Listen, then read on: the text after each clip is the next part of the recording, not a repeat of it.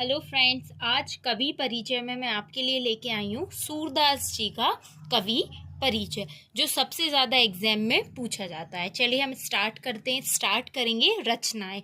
उनकी जो रचना है वो सबसे ज़्यादा ज़रूरी है, आपको याद होना चाहिए।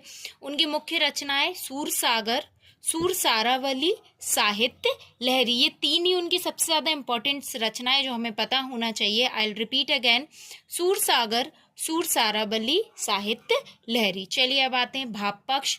भाव पक्ष में क्या आता है? सूरदास जी ने गीत परंपरा का विकास किया है। गीत परंपरा से तात्पर्य है कि उन्होंने ऐसी कविताएं लिखी हैं जिन्हें हम गा सकते हैं। ठीक है। सूर का वाल वर्णन इतना मोहक तथा मधुर है जिसके आधार पर उन्हें वात्सल्य रस का सम्राट कहा जाता है। हमने अक्सर देखा है कि उन्होंने कृष्ण जी के बाल रूप का अत्यधिक वर्णन किया है, तो उन्होंने बाल जो रूप का वर्णन किया है उससे उनका वात्सल्य झलकता है। ठीक है, तो उन्हें वात्सल्य का सम्राट कहा जाता है। सूरदास जी का श्रृंगार वर्णन उत्कृष्ट कोटि का, उन्होंने अत्यधिक सुंदर श्रृंगार जो है उसका वर्णन अपनी कविताओं में किया है।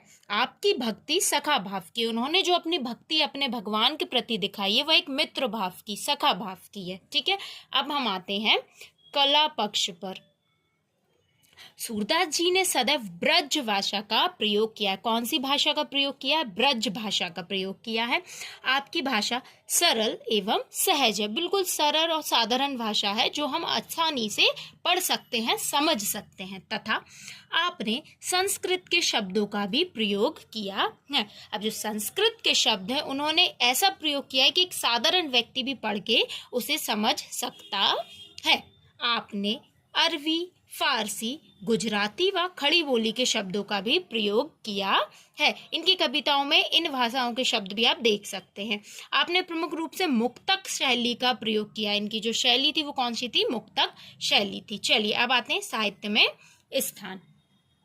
सूरदास गीत काव्य के अमर गायक हैं। गीत काव्य से तात्पर्य मैंने आपको पहले ही बताया, उन्होंने उनकी कविताएं ऐसी लिखी हैं जिन्हें हम गा सकते हैं, तो उसी के जनक हम इन्हें कह सकते हैं। आप हिंदी साहित्य के महान कवि हैं। ये बिल्कुल सही है कि आप हिंदी साहित्य के एक महान कवि हैं। हिंदी साहित्य आपका सदैव ऋणी रहेगा, अर्थात हिंदी साहित्य आपको सदैव याद रखेगा। धन्यवाद।